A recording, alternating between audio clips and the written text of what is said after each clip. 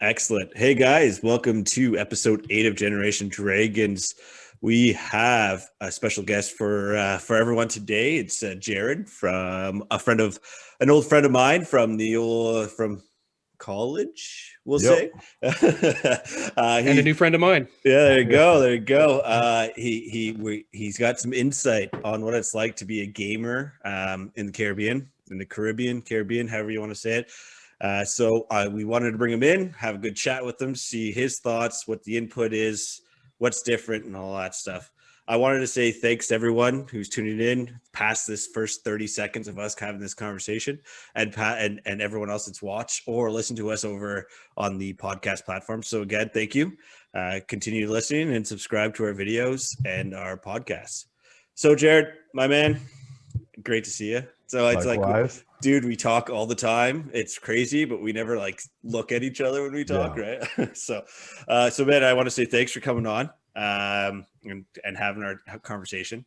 I guess we should go into like kind of how we met, right? We'll go a little into that, then we'll go deeper to the rest. So I'll give my little background on it, and then you can give your inputs. But I guess everyone will kind of, Steve, you'll get a kick out of this one. So Jared's roommate was a guy, Justin, a friend of obviously the friend of the two of us, and Justin was the one guy I kind of hung out with at school, and I was like, yo, Justin, I got to drop a mad deuce, and we had a break in between classes, and so he's like, well, I'm not that far from here, so you want to go drop a deuce at my place? I was like, all right, cool. There's Jared sitting in his room. I'm pretty sure you were playing WoW, man. I'm pretty sure that's what you were doing. Yeah, well, it sounds about right back then. Yeah. You're a big Warcraft guy, are you? Not anymore, man. I stopped playing that game a long time ago. But like it was, yeah. And I get in there, and, do the deed, and Jared's just like, yo, Clint, like, nice to meet you, but go light a candle. Like, it was it was awful. And then from there, just kind of, we obviously just became friends after that, and it was been great. But I don't know, you can add more to it, but I'm pretty sure that's pretty much been. No, you pretty much summed it up just nicely. It was because I knew about you briefly, just because I knew you were friends with Justin from class, and then that was the first time you came over, and then it was just soon after that we started hanging out a bit more, and we realized that we had some similar interests, and then we really kind of hit it off, and from there it was just like that's pretty much it. That led us right up to today. Yeah, just exactly. From humble beginnings. That's it, man. That's it. Talking about humble beginnings, as you know, we're a big video game, obviously, YouTube channel and podcasts and collecting and stuff. And I know you're big on collecting the items to an extent. So coming from Bermuda and whatnot, how is it like? How was it when you're growing up playing video games down in the islands? So yeah, just thinking back on it, when we talked about this before, the first time experience I really remember playing video games was when we had a Super Nintendo, my brother and I remember really playing Super Mario Bros. A lot, and that was the one game I never actually beat it. My brother was able to beat it with one of my older cousins, but I just wasn't good enough. But that was one game we played a lot, and we had a lot of different. We started getting other games like NBA Jam, your usual games and things like that. And but it wasn't until what I would say is it wasn't until I got my Nintendo 64, which I really, really just like, man, I enjoy gaming. I had so much fun. Doing it. And what I would say is when I was a kid, I actually my family ran a side popcorn business here on the islands, and it was they don't do this in Canada, the States, but people will sell like bagged popcorn around the island here, and we had a very successful business. So I would actually every Friday I would go there and help bag popcorns, and my grandfather would give me $15 for doing that. And nice. From doing that, making the money, I saved up a bunch of money, and that's what I bought my Nintendo 64 with. And I was playing. That was your first purchase with your first. That was my first purchase with my own money, and I was very, very fortunate to have that. I knew my. That's awesome. So not to interrupt you, but my first purchase with my first paycheck was a Super Nintendo as well. Oh, but gosh. Carry on. No, that was the 64. Sorry, the 64 I bought. And, sorry. Yeah. No, it's cool. And I played Mario 64, and that was what I got with, and I was like, man, I was just blown away by it. But the one thing I just really remember, because I was listening to one of your podcasts, and I think you were talking about your first experiences playing Zelda. And I didn't have Zelda, but I went over a friend of mine's house at the time. I would have been, it was 1998 when that game came out. So I went to his house, and he had the gold cartridge Zelda, which I think you had to pre-order to be able to get. And I was like, I'd never seen a gold Nintendo 64 game before that. So my mind was already blown. I was like, what is this? This must be the best thing ever. And then we started playing, and he went right to the Gerudo Valley, and he jumped off he did a dive off Gerudo Valley into that takes you down the lake to the Lake Hylia.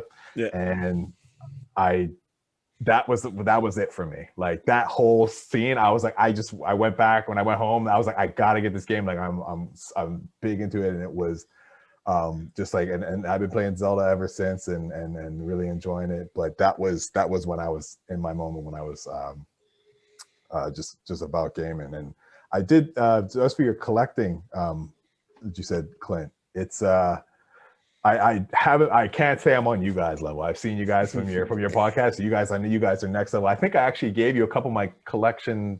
Yeah, you did. The Assassin's Creed collections, edition thing, and I bought a couple, but the only one I get now, because I'm just a big fan of it, is The Last of Us. So I actually have that still here. Nice. But I have a couple of them still just lying around. I'm trying not to make too much noise, but I have like the Order 1886. Oh, sweet. That's wicked. So I have a couple. I still have a couple lying around here and there that some people think are pretty cool. Sweet.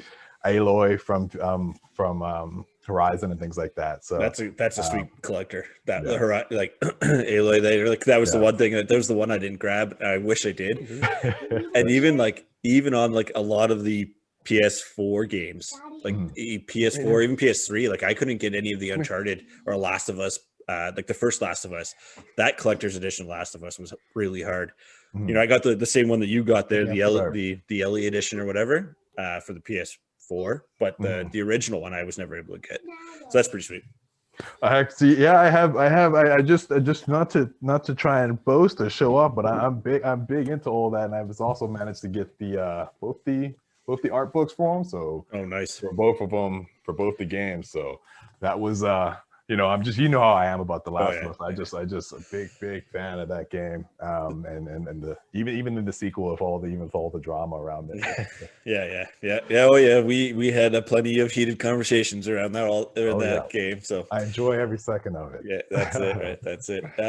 So Jared, when you were young, was there things that you couldn't get that we could get here that you noticed, or when games came out, was it kind of the same thing, or what was that experience like before you got here? No, actually, that's a good question. Actually, I didn't really realize how much I didn't have access to when I was a kid, unless when I was going to Canada. So I would frequent Canada a lot before I ended up moving there when I was a little older.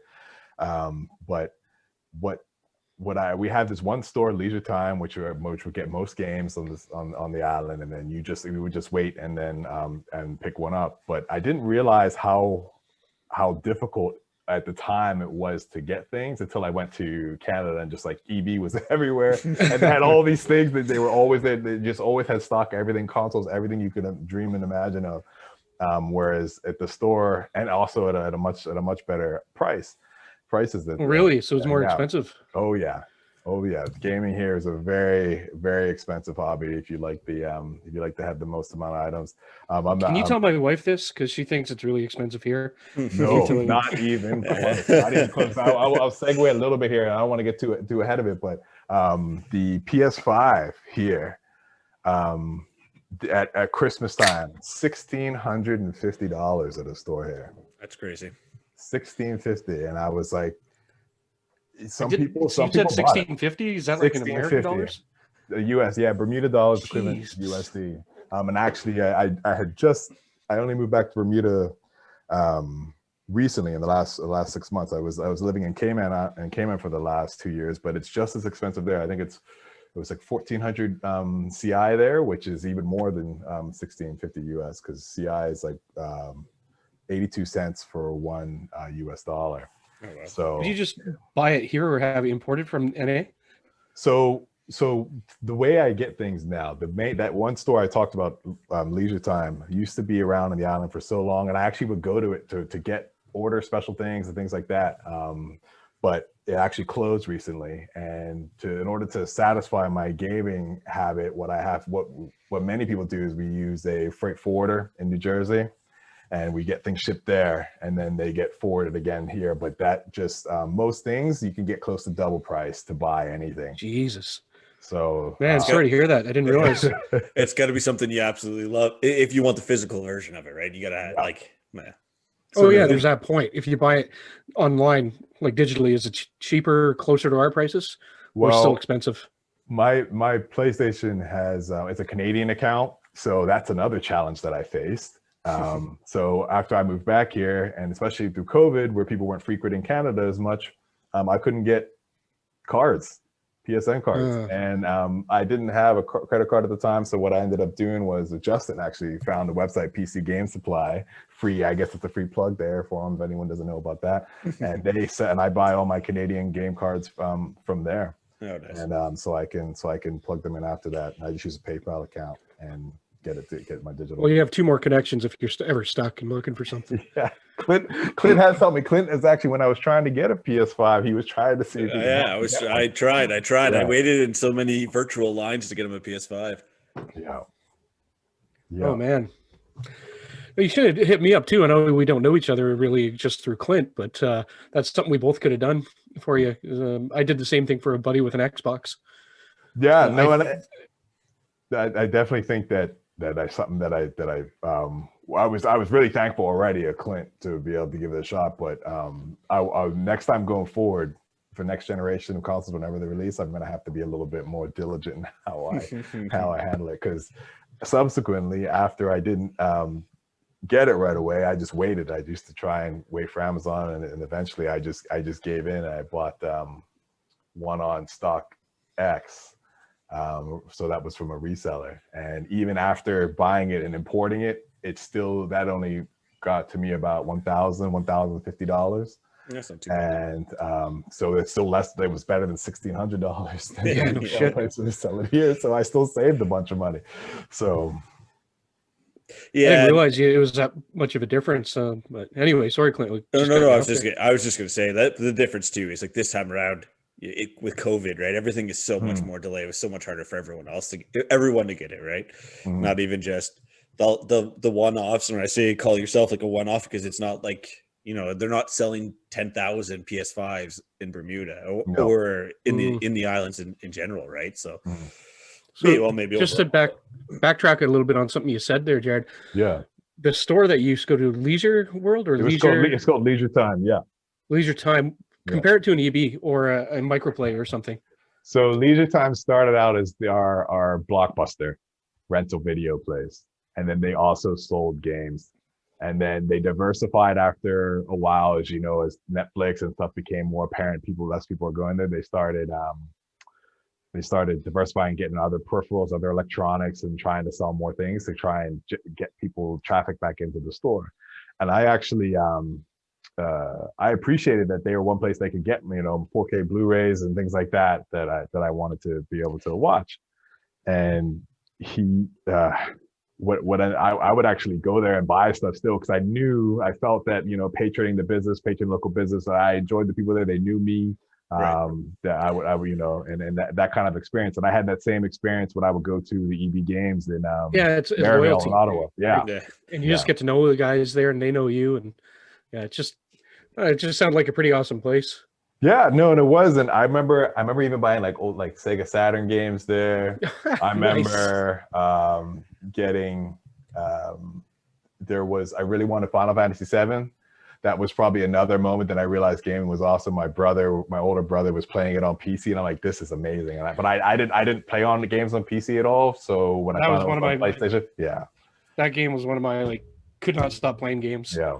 I loved it, but I'm not much of a PC gamer, but that one hooked me into the PC for a long time. Okay, so you played it on PC. I was able to get it on PlayStation, luckily, at the time, and I think I got my PlayStation in New York. We had friends in New York, that when we were there on a trip, and that's where I picked it up, either at Christmas time or something like that. So I was very lucky growing up when I was being able to play games and stuff like that. My parents didn't seem to mind too much because I was still I did sports and other stuff. I wouldn't just be locked in and stuff playing all the time. I'm probably worse at that now than I was then, but yeah, no, it's definitely been a part of what I've been doing for a long time. And Clint and I, our chats and our disagreements and our arguments and all sorts of different stuff. Okay, you got to expand on that, because I was like, what are they actually arguing about? Is it a game? Is it no, like a difference in opinion on something? What is it? It's usually opinion on stuff, right? So usually when we're talking about it, it's got to be we were talking about Skyward Sword at one point. We talked about Last of Us and the way where they took it and how it could have ended, but how part 2 may not have needed to be created, stuff like that. It's just like those type of conversations that him and I have that eventually we see eye to eye or agree to disagree or however you want to take it. But, and the business side of it too, because even as I've gotten in my career path and all that kind of stuff, the business side of gaming has got me really interested as well. And we have discussions about that too. I guess that's exactly. Since we've gotten older as well. We're interested in that side of the business, what makes it all tick and work, right? Yeah. Exactly. So who's older are you two? By a couple months. I think you're in September. Okay, no, not September. You're 80. You're 89 though, right? No, I'm 88. You're 88. No. Yes. Okay. So I'm September, and you're December. Yeah. Okay. But you're another dragon. Then same year. Same year, man. Same year. Well. We're all dragons. Yeah. I might be a little bit older, but just a little bit. Just a little bit, Steve. So you're saying so your PS5. We'll go back to your PS5. You gotta give us a little bit of a rundown of how you got that and the pain that you felt. The pain that you felt to try to get that that machine. So when the pre-orders went up, I remember I was on the phone just every day, like I am, texting you back and forth. You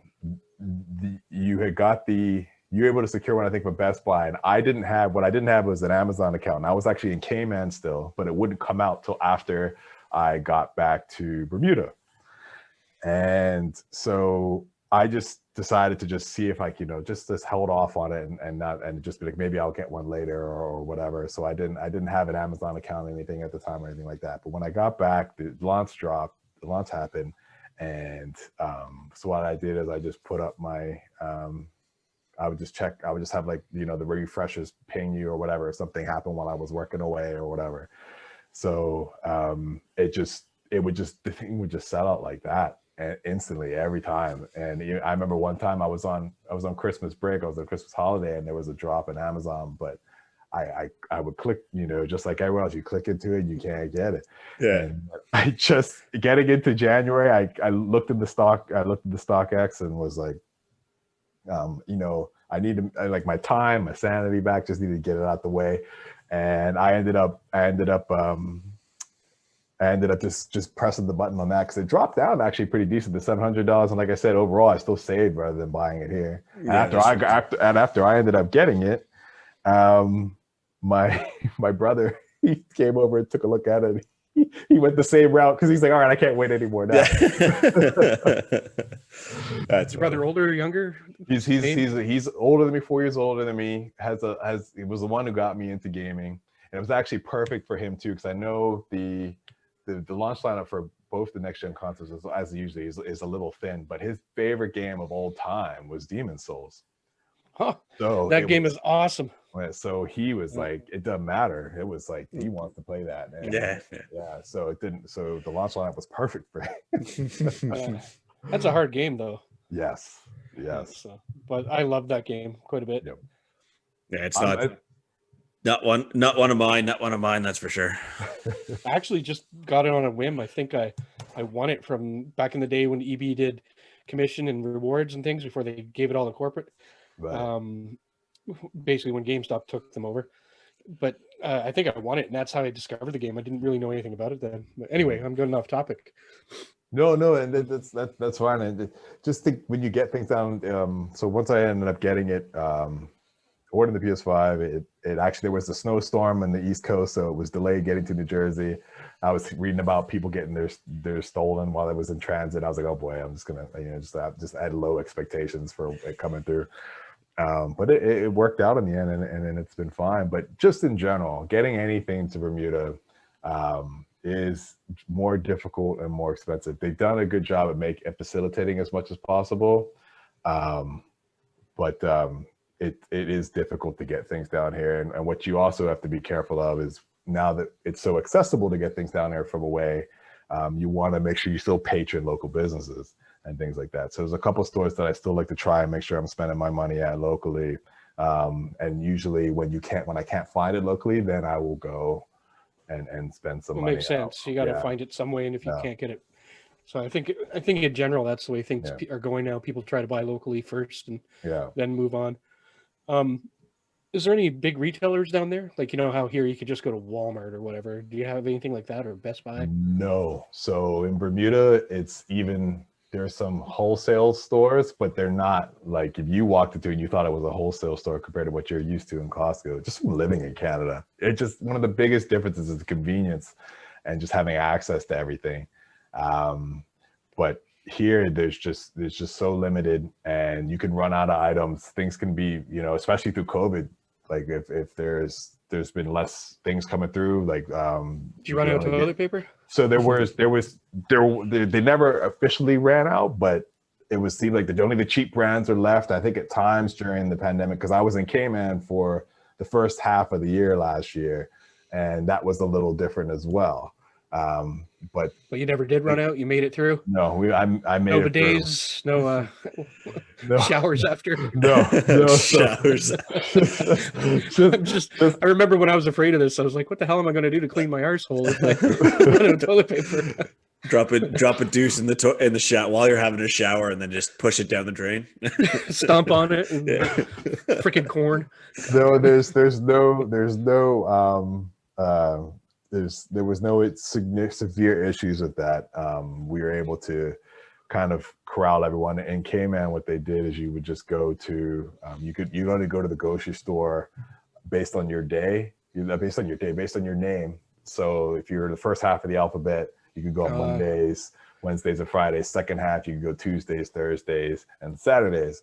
Because Sundays everything's closed there in Cayman because of it's still quite devout and religious there, so nothing's open on Sundays.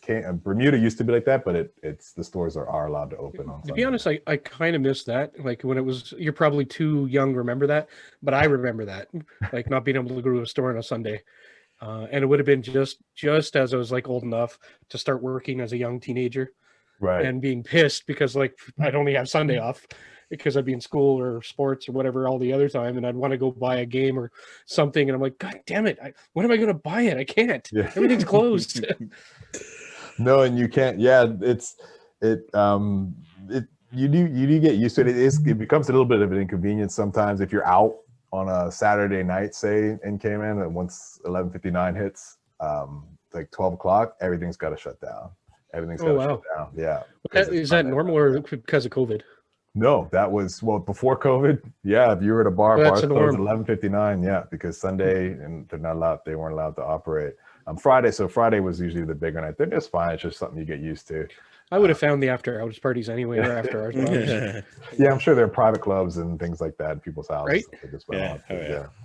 So Jared, what's it like as a gamer down there? Not so much like getting into the games also, but what's the community like? Like, do you find yourself more involved in what's going on in North America, obviously because the industry itself, but like, is there a community? Is there a group of people that you could connect with, via Facebook, Twitter, whatever the case may be, that you can get along and just chat or discuss, like, oh, you guys want to do a giant order, we all ship at the same time, save us on this, blah, blah, blah. Is that anything like that?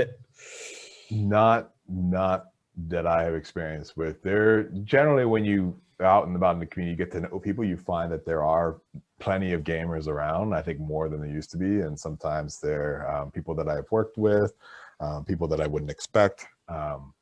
Cayman did have, when I was there, they had like a gamers bay convention every year before COVID, and it Oh, was that's like cool. actually it got big each year, and they had YouTube celebrities fly down for it. They had like different types of tournaments. One of my friends there actually was a big Smash Bros player, That's and cool. they had regular Smash Bros tournaments that he would go to and play, and have a time. So there were communities like that I found there. I don't believe is too much here, but I do know that there's a lot of gamers. There's still an appetite for it. Like I said, my brother plays, my brother-in-law, other people that I wouldn't even expect are into gaming and things like that. It's just a little bit more expensive here, and it's hard to get some things sometimes. Right. So that's why you buy everything digital more or less nowadays, Yeah. right? Yeah, it's much more helpful. Yeah. Digital. So remember we were talking about collecting a little bit. I'm assuming you're more of a gamer than a collector, where like I would consider myself more of a collector than a gamer, but where do you fit in this line? I would probably fit more to the gamer side. I can't say, especially when I'm looking at you guys and watching your podcast. I'm definitely not on your level. As Clint knows, I'm a sucker for a couple limited editions or collector's editions. I sit back.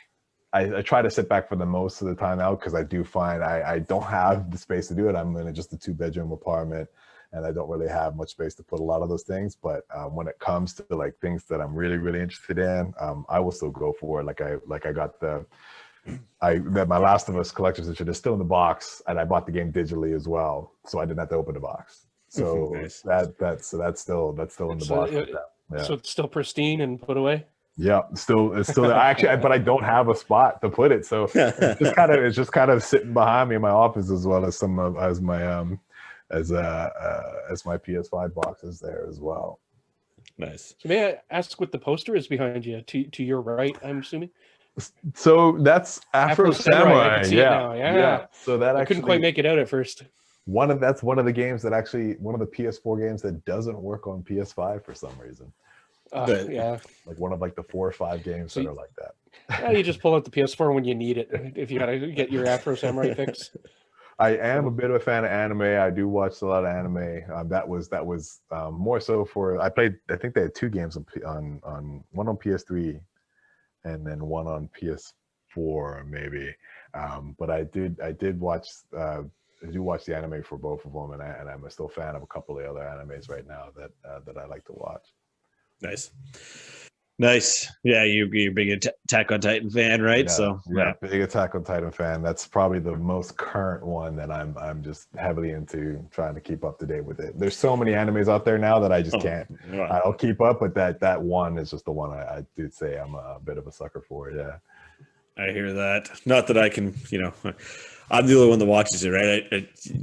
How the way it works with Kathy and I. So we're always watching stuff together. So that's one. It's like, if I'm going to watch it, I'm going to be playing it in the background while I'm like working or something like that. So I definitely won't be doing it. It's got to be dubbed over. It can't be just subs, because I can't, I just got to listen to it. I got to read. Can't read, right? And my Japanese is not very good. I wish I could speak Japanese, but no. I've got 2 words, I think 2 or 3 words. I know. That's it. Speaking of Japanese, just a little off topic, I was playing Sailor Moon the other day, Japanese version on 3DO.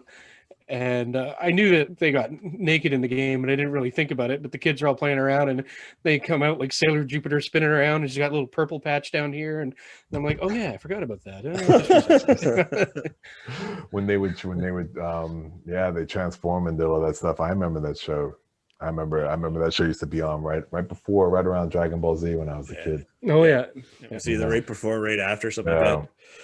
Talking about old school stuff, Steve, did you guys see the trailer for the new Ninja Turtles game, the Brawler? Oh, hell yeah. Did you?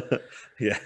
Jared and I were talking about it a little bit earlier too. Like, that looks like a sweet game. I mean, I can't. What was it? Shredder's Revenge, if I remember right? Yeah, Shredder, yeah. Yeah, so it looks like it's PC only, if I remember right, right now. But unless I missed it. Is it coming out on all platforms? It's got to come out. It's got to be coming out on consoles. For sure. Yeah. Well, because the developers are the guys that did Streets of Rage 4. So, like, I would assume they know how to develop on other consoles. So it could have been. I think the article that picked up on my phone was from PC Gamer, so that might be why. Might be why. Yeah. So, but God, it has to come out on console. Like that. TMNT the arcade and Turtles in Time. Just I love those games back in the day, and this game looked phenomenal when I was seeing the pictures. It's exactly what I want. Oh yeah. It's the old school '90s animation style and all that stuff too. So that's exactly what it is. I was reading in an article on it too today, and they said it's the Streets of Rage 4 kind of the success of that. I actually haven't played that. Oh, but, it's a good. It's yeah, I was like that probably. I think there were some developers went on to be a part of this new TMNT thing, and it's just revitalized it and proven that genre still got some pull around.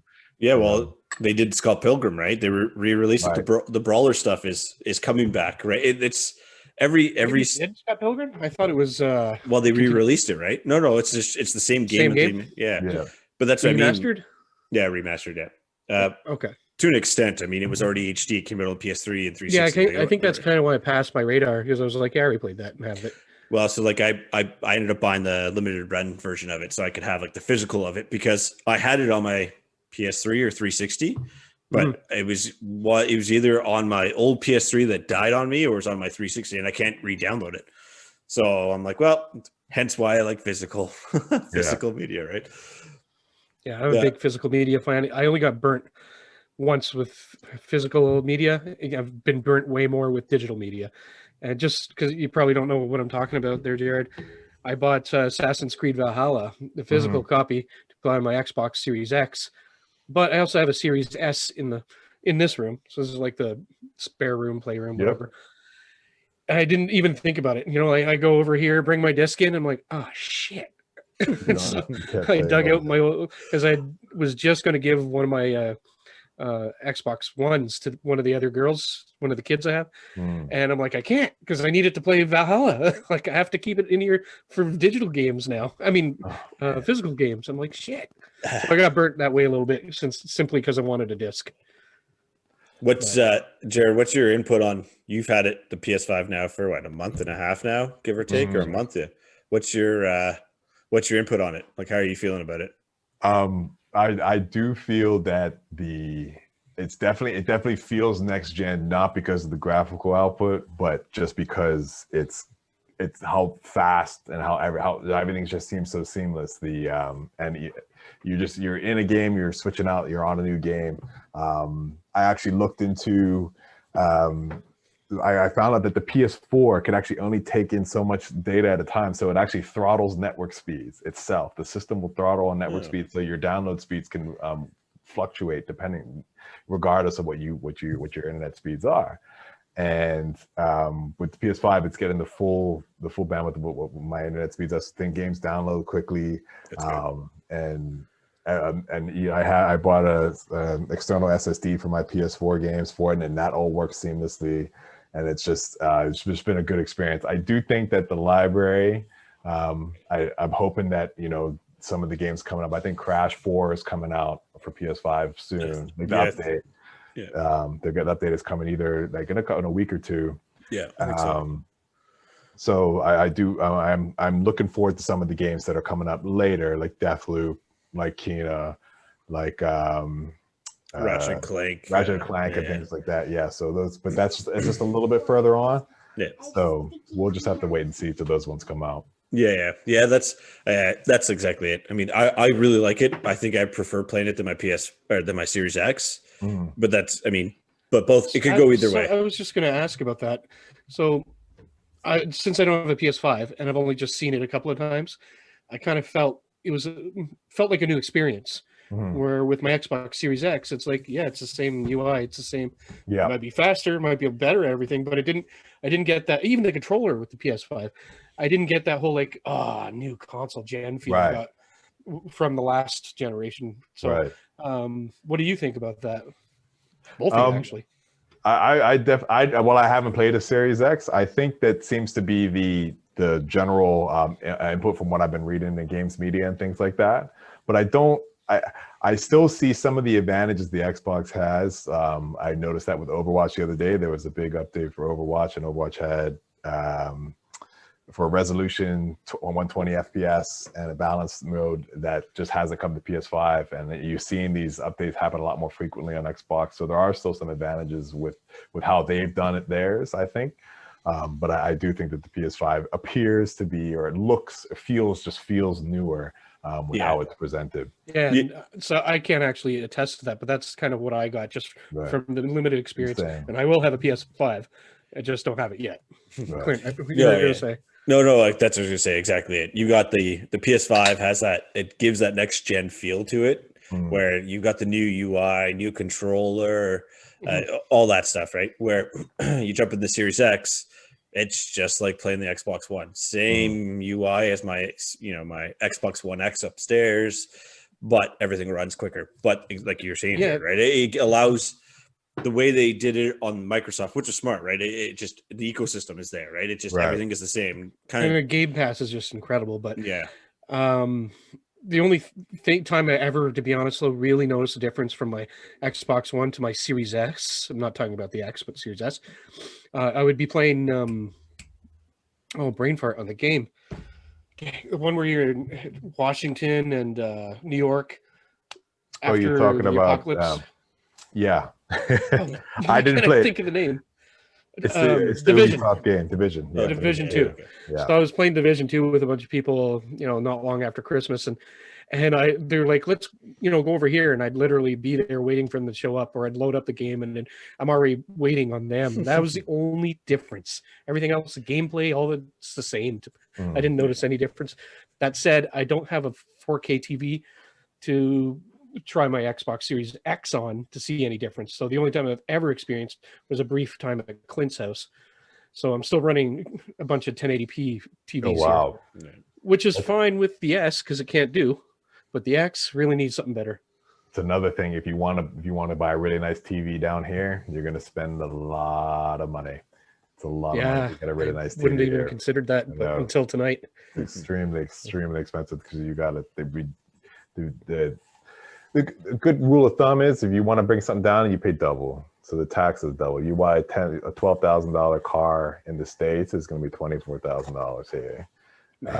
It can be that bad, especially for high, very expensive electronics. It's similar. That's crazy, man. Crazy. All right, Jared. I think we're getting up close to time here. We appreciate you coming on and joining us, having this conversation. So it was great meeting you. Yeah, no, likewise. Put the face to the name. He gushes about you all the time. All the time, Jared, all the time. But but that would be the thing. I think it'd be nice to have you back on at some point throughout our get-togethers, and maybe at some point when you can come up to Canada, you and Steve can meet in person. Yeah, no, for sure. I'll be back. I'll be back to Canada for sure. I definitely, as you know, I'm Canadian as well, so I'll definitely be back. 100%, man. I'm looking forward to meeting you, man, in person. Awesome. All right. Well, again, guys, everyone who's stayed all this time watching or listening to us, thanks again. We want to appreciate, or if you want to come follow us, you can follow us at Game.Bot Games on Twitter, Instagram, Facebook, YouTube, all of the good stuff. Find us there, or Generation Dragons on YouTube and or podcast platforms. Steve? Keep collecting. Keep playing. Keep safe.